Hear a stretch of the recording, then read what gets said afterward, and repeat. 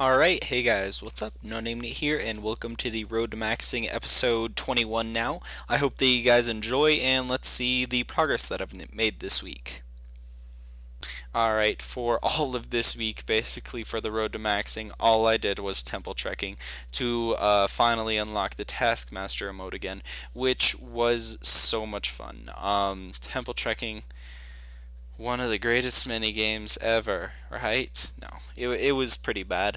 Temple trekking, it's just not a fun mini game, and I'm kind of sad how that JX made it that difficult to train up the characters. Like, it would be nice if the last two characters for the hard for both areas actually did some damage so that you could train them up a little bit faster, but the fact that neither of them actually did any combat, it made it a lot slower, and it was just it was more of a grind rather than like actually doing it for fun.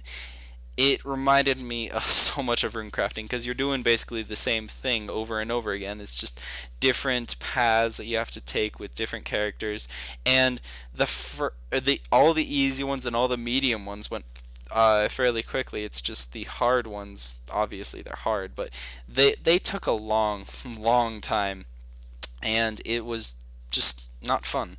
So I didn't unlock. I got the construction outfit, and I also got the what is that called? The lumberjack outfit. The lumberjack outfit you get from killing the um undead lumberjacks on that one event where you have to fix the bridge, and the constructions outfit you get to unlock for completing all of the basically LF temple trekking. I got it unlocked around at 400 of the produce, or whatever the points are called, about at 400 of those. But the thing that sped up temple trekking the most was having a steel titan with me for doing training up my hard characters, because if you don't have a familiar that does a lot of damage, it could take a really long time doing it all by yourself. To make a little bit of money from temple trekking, for the rewards, choose Pure Essence, because I believe that's the one that gives most of the profit, which is kind of nice. But I don't know. I finally did unlock the Taskmaster emote again, and it took a damn long time. But those are just a couple tips if you guys ever plan on doing temple trekking, and let's get into some live commentary, alright? Alright, I know I didn't get much done this week as dungeoneering, because obviously that is the biggest accomplishment. What is it called? The biggest goal for a completionist at the moment.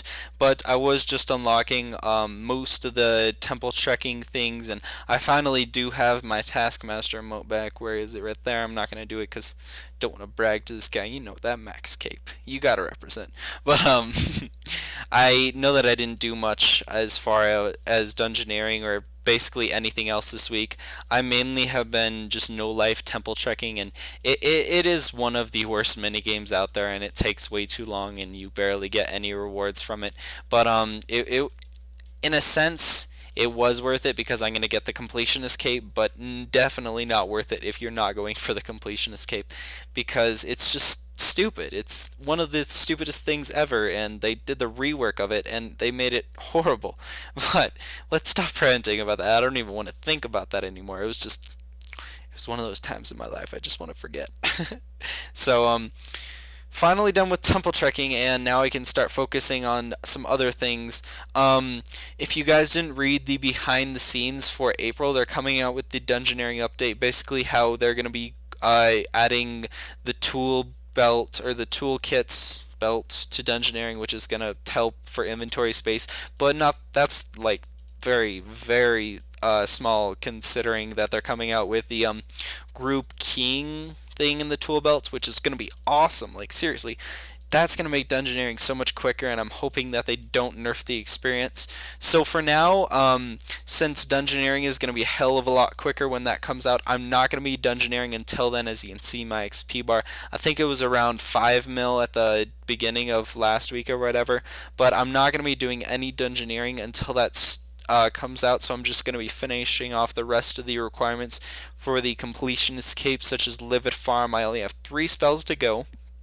I have the Teleport to Trollheim, the group Teleport to Trollheim, and Borrowed Power, and that's it for Livid Farm. Jeez, this place is like a home for me, like right now. Well, I haven't done it in the past 2 weeks, but it's been like a home away from home, because like dungeoneering is gonna be one hell of a trip for me, because it's gonna take a really long time to finish everything off. But the other things that I have to complete for completionist, obviously complete completionist, is I have to unlock Bones to Peaches. I have to kill the Deadliest Catch thing 10 times. I have to do the Fremennik Sagas, which there's probably going to be a second one coming out later on this month that they showed in the behind the scenes.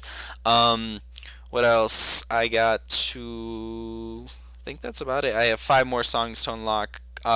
2 were from Dungeoneering, 3 were from Fish Flingers, which I never actually got around to. So, yeah, just gonna be finishing up all the requirements, and once I'm done with the requirements, I'm probably gonna be making money on my main and get a lot more work done on my range tank, because ever since Temple Trekking came out, or the task system came out, the Mortania tasks came out, I've basically just been focusing on finishing that up, and it is horrible. I'm not, no.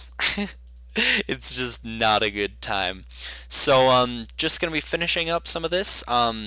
It for a little hints for those of you who are going for completionist and you have not done temple trekking yet.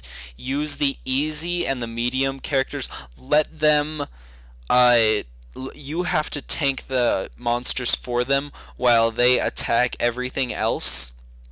That'll train them up quicker, and I think that you're supposed to do the hard paths with them. And for the hard characters, it's a combination of like doing hard, medium, and easy paths. At first, you want to do the hard so that they level up a little bit quickly, and then later on you're going to do some easies and mediums, and then like once you're near the end and you just want to finish it, just start doing some hards. That's what I did anyways, but I'm not sure if I'm giving you guys the best advice on that, because no. We're done talking about temple trekking. So just going to be finishing up doing all the other requirements. Dungeoneering going to be coming out fairly soon later on this month. I'm looking very forward to that, and making some money and working on my range tank. So I hope that you guys enjoyed this episode of Road to Maxing. Oh, also, I almost forgot to talk about this. I am not changing the name of this series. It is staying Road to Maxing, because maxing involves getting max total, which I am not yet, and I'm almost at 132 mil total experience. That's awesome. I have 16 more levels, and then it will be or it won't be called Road to Maxing anymore, because I'll have the completion escape, and yeah, cool party. All right, so keeping it Road to Maxing, doing stuff. Grats to Desecrator on getting your max cape. Grats to Jaws275 on getting your max cape. You guys are awesome. And I made it to Desecrator's party. I wasn't on for Jaws party.